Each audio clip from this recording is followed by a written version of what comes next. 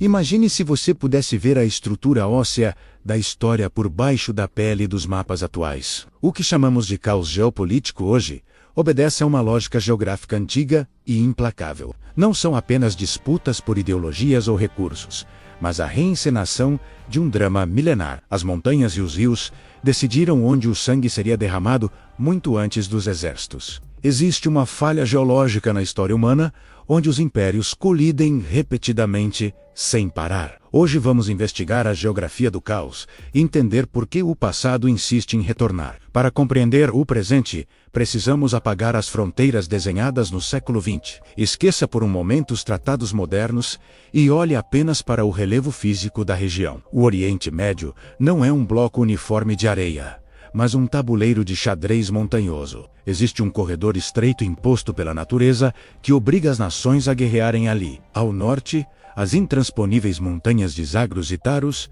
bloqueiam a passagem fácil. Ao sul, o deserto da Arábia cria uma barreira mortal que nenhum exército antigo ousava cruzar. Isso deixa apenas uma estreita faixa de terra habitável, conectando a África à Eurásia. Este corredor é conhecido historicamente como o Levante, a ponte terrestre da humanidade. Quem controla essa faixa de terra controla o comércio, a comunicação e o destino do mundo. Arqueólogos encontram camadas de destruição nessas cidades, que remontam à Idade do Bronze. Não é coincidência que as manchetes de hoje citem as mesmas cidades das tabuletas de argila. O Egito Antigo precisava expandir para o norte para proteger seu precioso rio Nilo.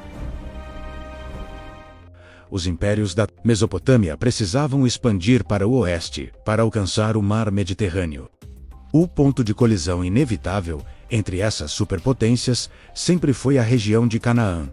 A geografia criou um funil mortal, onde exércitos gigantescos eram forçados a se encontrar. O Vale de Gesil, por exemplo, viu mais batalhas do que qualquer outro lugar no planeta. Napoleão Bonaparte olhou para este vale e o chamou de o campo de batalha perfeito do mundo. A Bíblia se refere a esta região como Megido, o local profético do conflito final das nações. Mas antes de ser teologia, isso é pura geografia militar aplicada ao longo de 4 milênios. Quando olhamos para a Síria moderna, não vemos apenas uma guerra civil, mas um padrão antigo. A Síria sempre foi a zona de amortecimento entre as potências do mar e as potências do leste. Os mapas assírios mostram campanhas militares exatamente nas mesmas rotas dos tanques atuais. A instabilidade não é um acidente político, mas uma característica da própria localização. Ser uma ponte entre continentes traz riqueza comercial, mas atrai a cobiça de todos os vizinhos. As rotas de comércio antigas,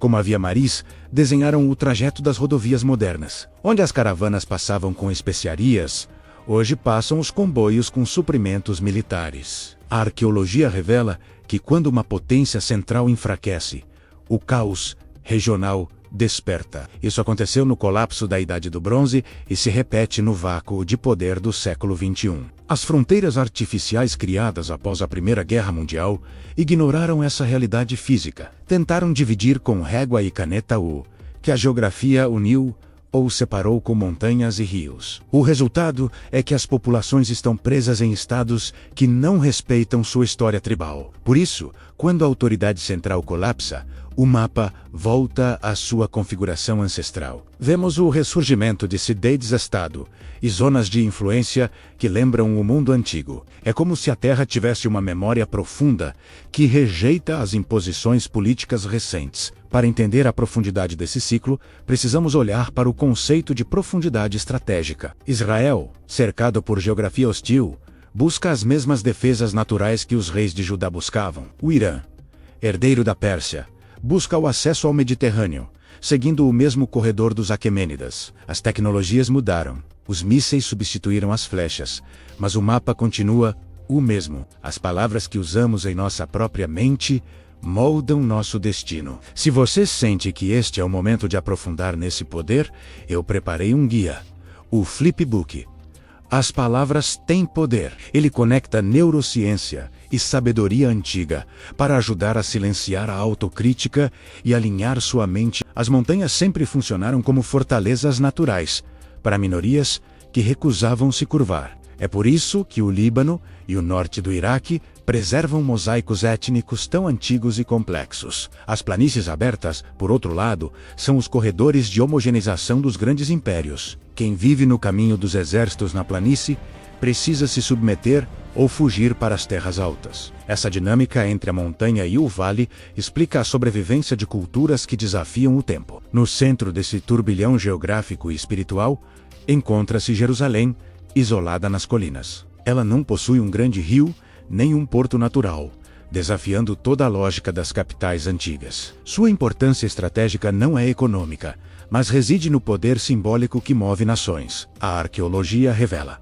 que a cidade foi destruída e reconstruída dezenas de vezes no mesmo local. O relevo, acidentado ao redor de Jerusalém, cria defesas naturais que moldaram suas guerras. O caos que observamos hoje é, na verdade, o sistema imunológico da história reagindo à pressão. Quando potências externas tentam impor uma ordem estranha à geografia local, a Terra reage. Os mapas antigos não eram apenas desenhos artísticos, eram manuais de sobrevivência reais. Ignorar essas linhas invisíveis do relevo é condenar a política moderna ao fracasso repetitivo. A estabilidade duradoura só existe quando a governança respeita a realidade física do território. Tentativas de unir o que as montanhas separaram resultam em tensões internas intermináveis. Tentativas de separar o que os rios uniram resultam em disputas sangrentas por recursos vitais. A água continua sendo o recurso mais estratégico, desenhando as fronteiras reais do poder. As barragens modernas no Tigre e Eufrates são as novas muralhas das guerras da Mesopotâmia. A arqueologia nos ensina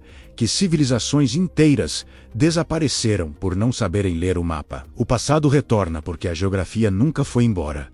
Ela apenas espera pacientemente. As ruínas que escavamos hoje são avisos silenciosos e eternos para as superpotências atuais. Não estamos livres das leis rígidas que regeram a Babilônia, a Assíria ou a Roma imperial. A tecnologia nos dá a ilusão de que vencemos a natureza, mas o terreno ainda dita a estratégia. A verdadeira sabedoria não é tentar mudar o mapa à força, mas aprender a navegar através dele. Talvez a paz comece quando pararmos de lutar contra a geografia e começarmos a entendê-la. Olhar para o passado não é retrocesso, é a única forma segura de caminhar para o futuro. Se este olhar profundo sobre a estrutura da história ressoou com você, sua mente busca a verdade. Inscreva-se no canal agora para desenterrar conexões que a mídia tradicional ignora. A cada vídeo, removemos uma camada de areia para revelar a rocha sólida da história bíblica. Deixe seu like se você valoriza o conhecimento profundo e não apenas notícias passageiras. E nos vemos na próxima escavação arqueológica da verdade.